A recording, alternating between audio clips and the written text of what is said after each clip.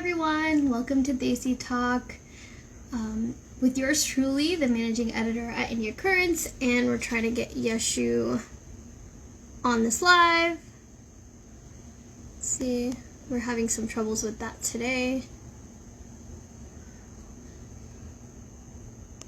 We're talking about Desi movements in a US context, but also within the Indian context, and kind of what that means for the future. We'll do a little recap of the people that we've spoken to this past month to get an a more broader understanding from, the very specific deep dives that we did, just to get a broader understanding of what those things mean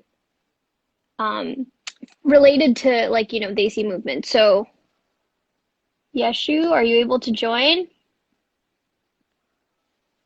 Let me know, because I've invited you.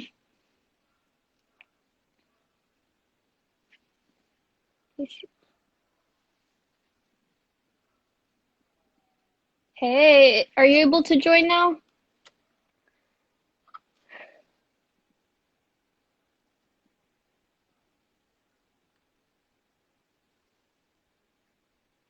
Yes, you just send in a comment so I know, because I invited you and now I'm waiting. I accepted your request.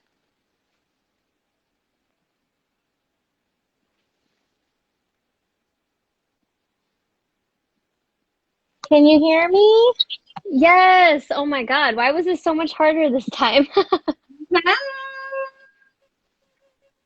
How's it going? It's Nice going. earrings. Thank y'all. I'm earring lady. I have an entire drawer for my earrings. I'm earring woman. Hey everyone, what's up? Let's go ahead and get this pinned right here so everybody knows what they're tapping into today. My name is Yashu Rao, plus model and confidence coach, here empowering people in my own special way, right? Breaking down stereotypes and beauty standards. And I'm so honored to be here co-hosting with my beautiful co-host. Go ahead, introduce. Hi. I'm the managing editor at India Currents. My name is Srishti Prabha. Follow India.Currents if you don't already. Follow at the Yashu Rao if you don't already. And follow me if you want at Problems. So today we're going to be talking about Desi movements. And I kind of talked about it a little bit before you got on, but just that we're going to do a little overview of the people, that we've kind of spoken to this month, what they mean in the broader context of movements, and potentially where are we moving towards? What are we moving towards is what I really meant to say. What are we moving towards when it comes to, movements and social justice with South Asian Americans? So let's maybe start with our first interview, which was with Samantha Rajaram, right? So I want to give you space to start. So what do you want to say, Yashu? Well, first of all, this past month has been amazing. As you guys know, the theme was Colors of Inclusion, where we talked about all forms of equality, looking at the arts, celebrating womanhood during our Women's History Month, right? We really touched a lot of different places. We really dove into the artistic side of our Desi community, which just made me so happy. It was truly an honor to have each and every single one of our interviewees coming on and doing their thing, telling us what they're all about. We also had an opportunity to talk to powerful, strong women, again, in honor of Women's History Month. So I just felt like this past month was spectacular. If y'all have been tapping in and you felt the same way, go ahead and drop those heart emojis so we know that you are staying tapped in with Desi Talk here with India Currents. But I know the first week we really sat down and we talked about Desi poetry and authors, looking into ancient Desi literature, and then fast forward to now, where there's been so many generations, immigrants. We're seeing this whole cultural mix and poetry, and we had the honor of listening to Srishti's poem. Okay, I just like saying on the poem. I forgot. I blocked it out of my memory. We did not.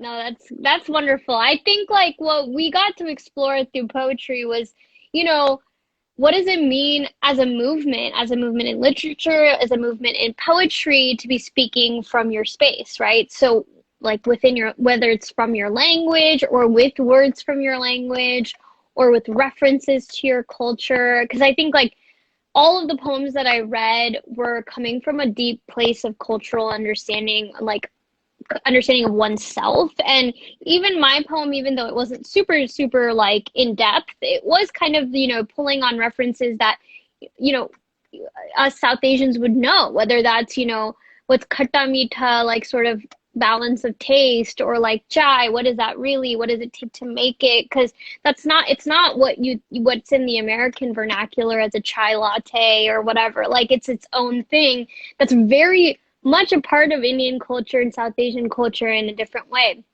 So it was things like that, I think, that we got to specifically explore. And then, of course, it was so good to have you talk about, what did we build on? Like, Right.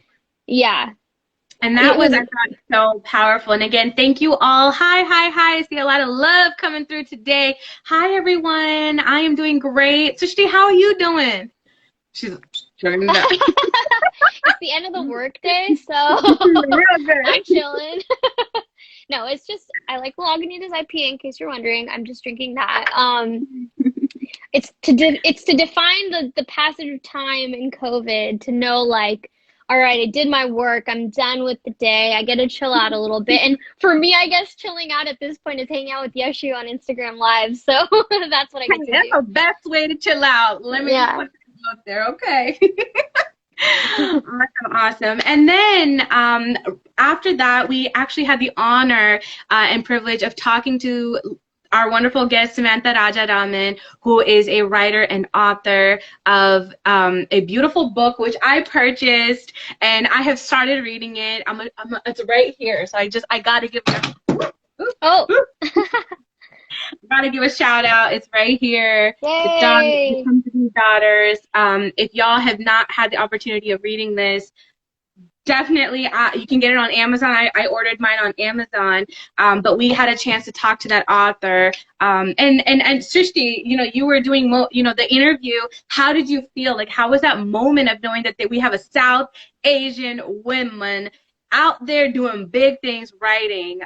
We got a Yeah. comment here from Raisin Cosplay, who was one of our previous guest appearances Hey, here on our. Raisa. Yeah, He said, we love that's our cool. Desi women authors. Absolutely. And like I said, Reza was on our show a couple of weeks ago, in the month before, we were talking about career.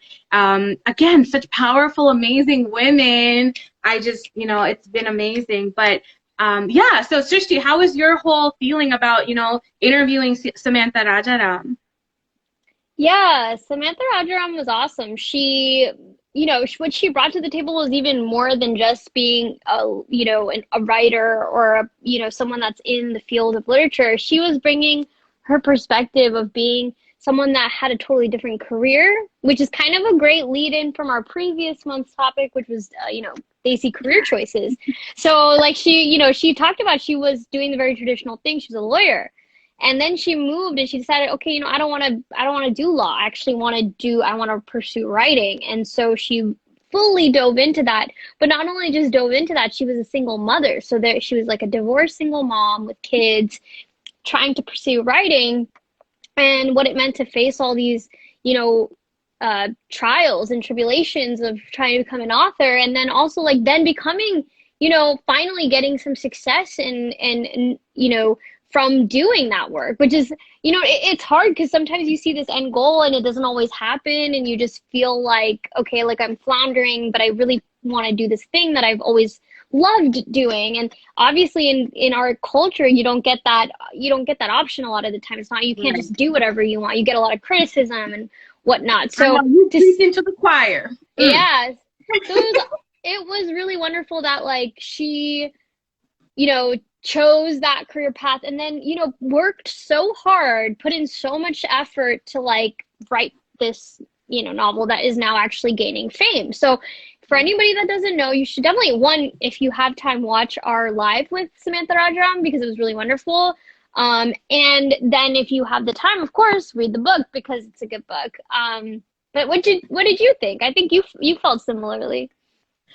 Listen, just being able to hear from someone who's going through something that you kind of feel like you're going through, maybe not to the same degree, but you're like, oh, I know that feeling. You know me, right? I'm doing this PhD, right, in nuclear engineering, but my heart and soul isn't in it. You know, my passion is in the artistic side of things that I do, my creative side. So just hearing her talk about her experience and knowing that she had this chatter, but at the same time, bringing kind of a commonality, bringing into a common space that, listen, I'm going to balance these things. I can do what I need to do was powerful. We have a comment here from Riza. She said, support Desi creators for pursuing their passions.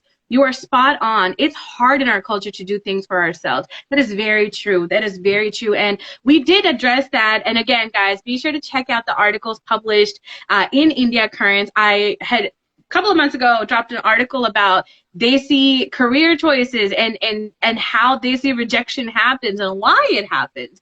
And, you know, a lot of it is because of, you know, our parents being immigrants and it being such a foreign thing, a risky thing, right? To be able to do something that they're not really familiar with. So be sure to check that article out. You can find it in my link bio. I have all my India Currents articles pinned and posted there. But absolutely, you're absolutely right. And so to see people like Samantha was so inspiring for me. And that's what really, you know, I just thought it was so unique also, like, just to kind of give you the other side, for her to write a book, being a Desi author, and then not make it about being Desi, right? This book is, she's the character of this, like, colonial white woman, right? So it's like, she didn't do what a lot of Desi authors do, which is, like, you know, talk about a Desi topic, which I thought was so bold. Yeah, you know, very good point. Yeah. And again, that in my head was just like, yes. Yeah, I almost forgot it. I almost forgot that that was actually like one of the big things that we reflected on, because that is such a strange thing you wouldn't expect. And it is almost like, you know, when you talk about other, you know, white people writing about other people's experiences, a lot of times there's a lot of backlash. So like even coming to terms with that was interesting. And I would like to like, have you finished the book? Are you in the process of reading it? Where are you at?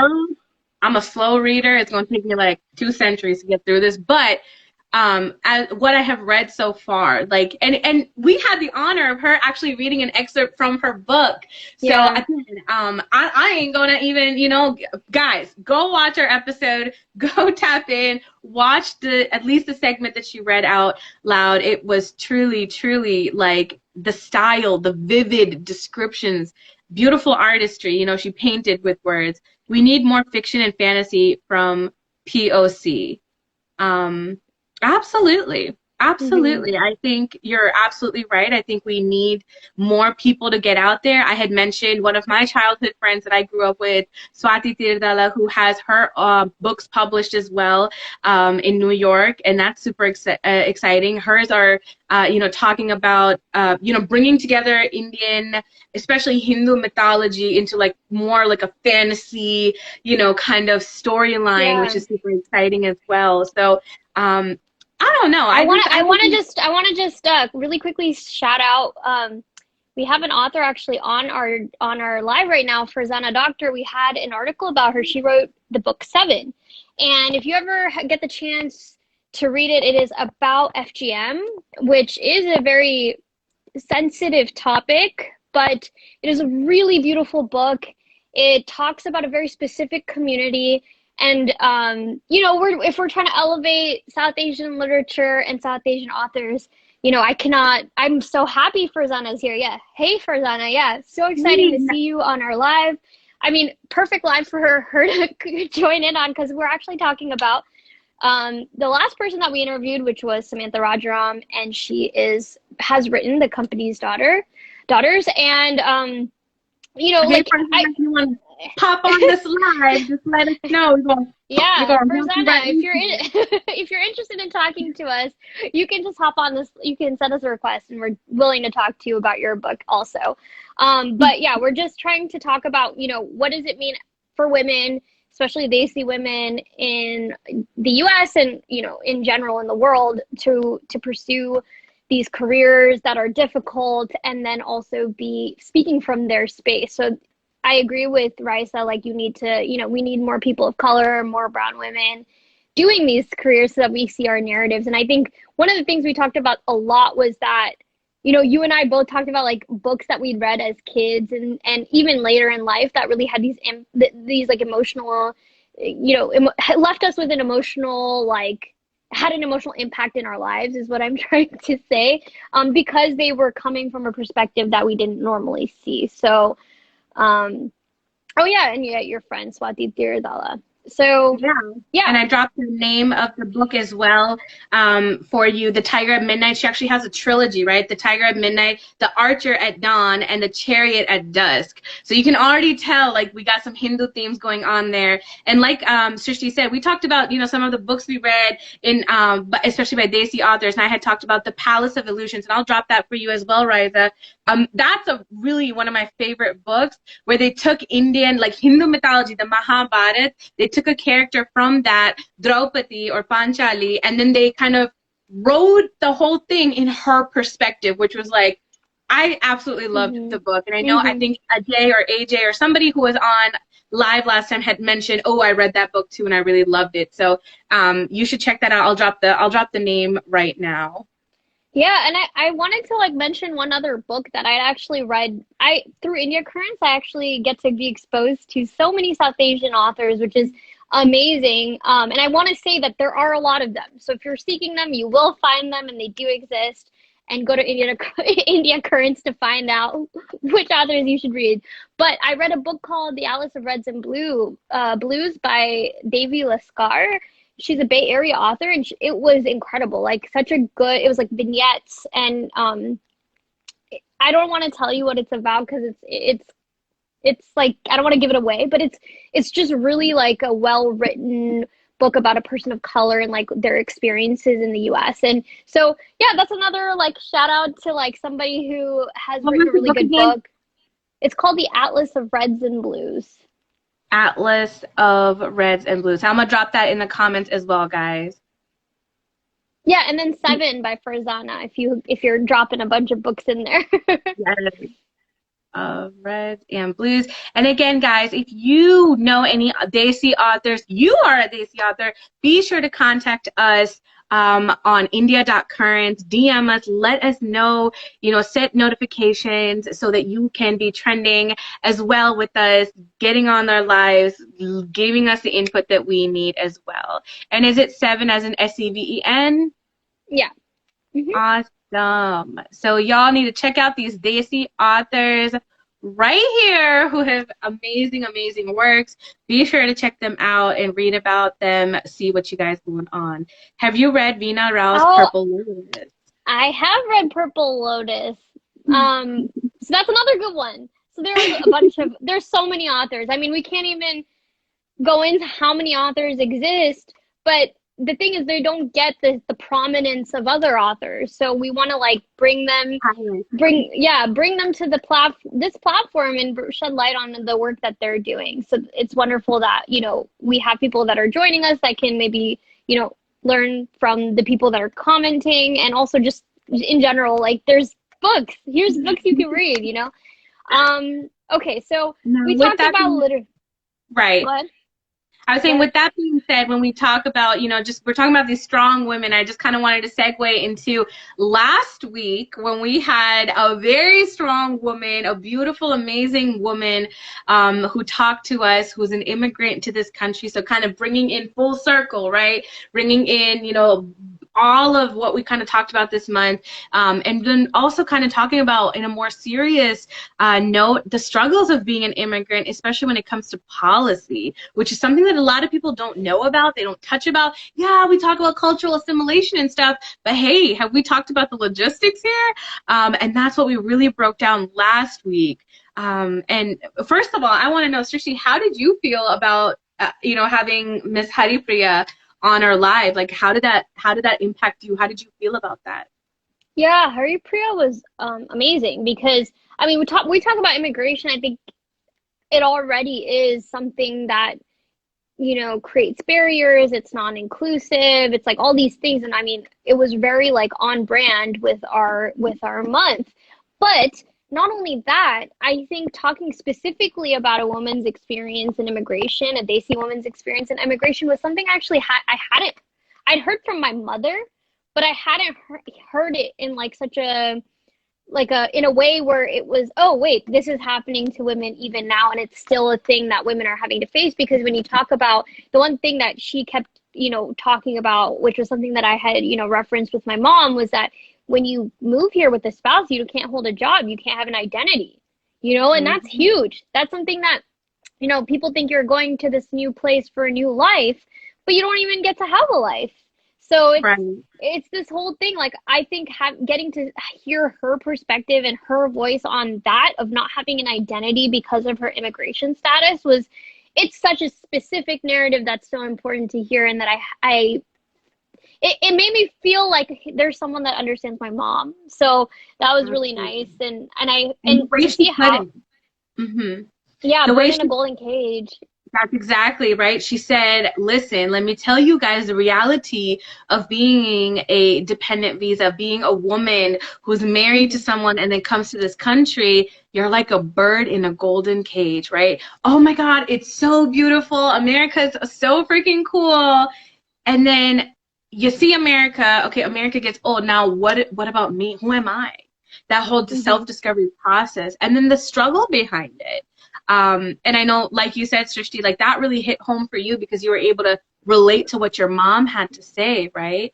For my mom, I know she didn't work, right? She just never did a job. She ended up just being a homemaker, which is also, amazing. I was able to grow up with my mom being there always and everything, but at the same time, I've asked my mom, like, do you ever regret like not being able to do a job?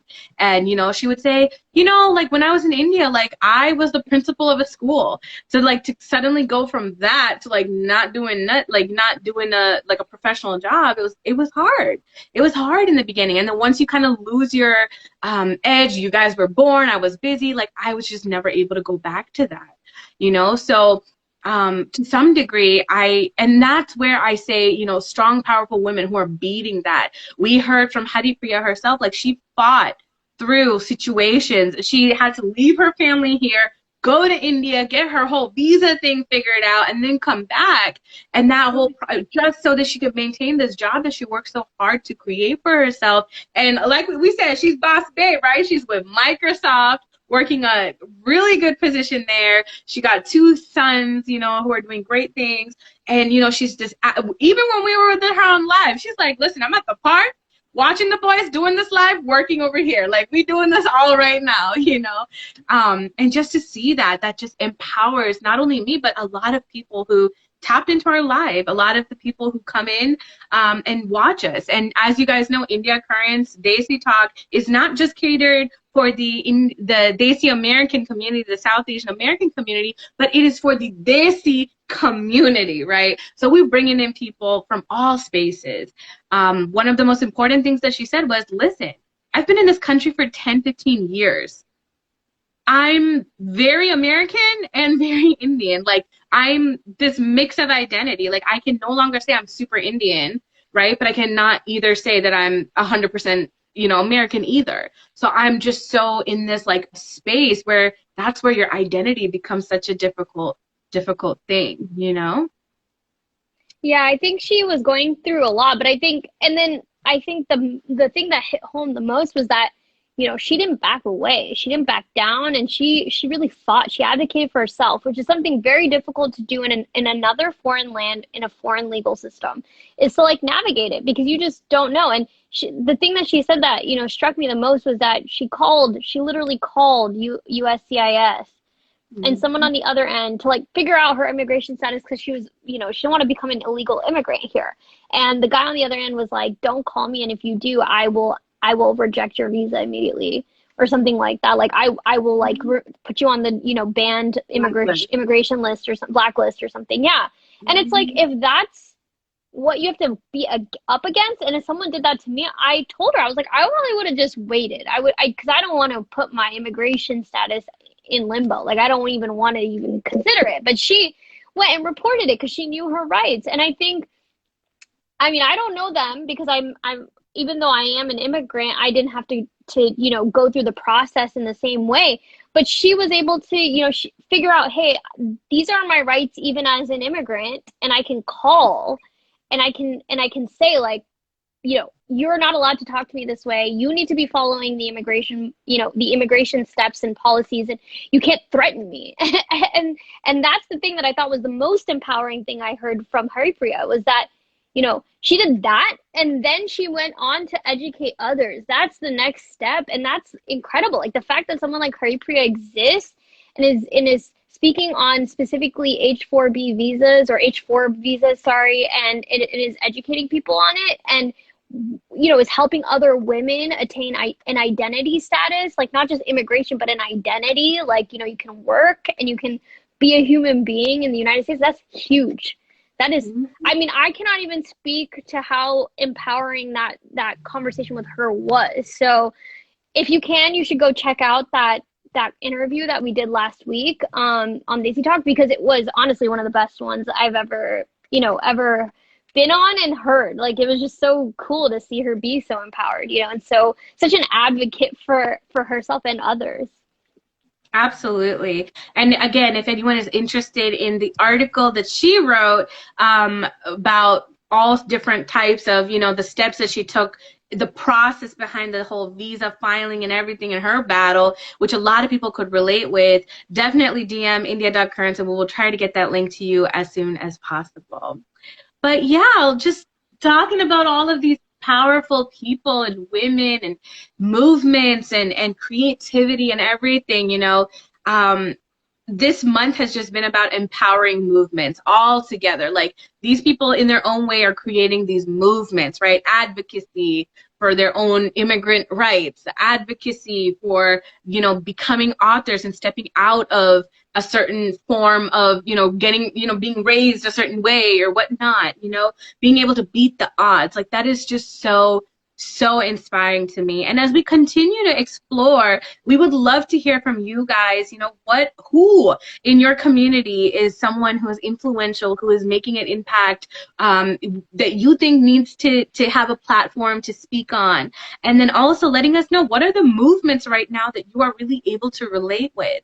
Me and Srishti were talking about this a little bit earlier, but we're seeing so much empowerment in the Desi community. We are seeing platforms like Crown the Brown, and as well as other, Desi people, not just here in America, but also in India, who are really pushing the boundaries of many different types of movements out there. We're seeing a lot more, free the nipple movement happening. We're seeing a lot more hashtag Me Too's, hashtag What Will They Think, right? All of these things that are happening right now, where we're really, really just pushing the boundaries of our culture, being Desi Americans.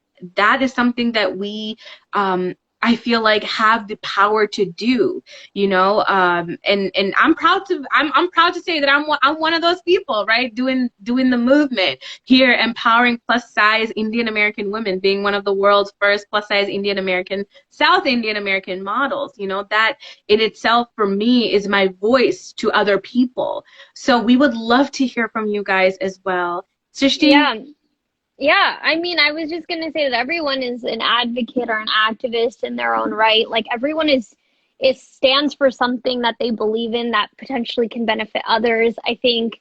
And I mean, even now, like, well, when we talk about historically South Asian movement, I mean, South Asians are known for movements, right? They're known for that kind of reality because Indian people were colonized for so many centuries and then had to break out of that, had to create movements to break out of that, whether that was, the Gandhian way or it was, a revolutionary way. I'm not saying one or the other was right. I'm just saying that there's always been movements in our culture, and I think we are a product of of movement. So when whether or not like people see Indian Americans or South Asians that way, it doesn't even matter because we know that that's what we come from. And so just if you're interested at all in like South Asian American movements, one of the sites that I thought was really cool is Black and Desi Secret History.org. That's specifically more California, but it's like a general history of like how, Indian American South Asians have coalesced with other minorities to help their movements, whether that was like the civil rights movement, or other, other Latin American movements. There have been South Asians that have been parts of movements, and so we're not, new to the scene. We just don't know very much about it. So yeah, that's blackdesisecrethistory.org. And then also I want to say, like, we see one of the things that people really contend is even just the term South Asian or Asian American, because that is a generalizing term. Like, all Asians aren't the same. Chinese people have a very different culture than Indian people have a very different culture than Mongolian people and Japanese people, Korean people, Bengali people, Pakistani people, Sri Lankan people. So when you say this overarching term of Asian American, that's general, very general. And I think that has been a movement in our recent history that we could actually point to, like people are starting to, already we've distinguished ourselves as South Asian and not Southeast Asian or Asian. But even that, like, I'm sure there's people watching this that are like, I'm not Indian, I'm Bengali, I'm not, this, I'm Pakistani, I'm Sri Lankan, I'm Trini, I am, Fijian. Like, so whenever you like generalize something, obviously it starts to take away from appreciating those cultures. And I think that's something we should be mindful of. So that's like a movement that it is happening in our lifetime, like currently.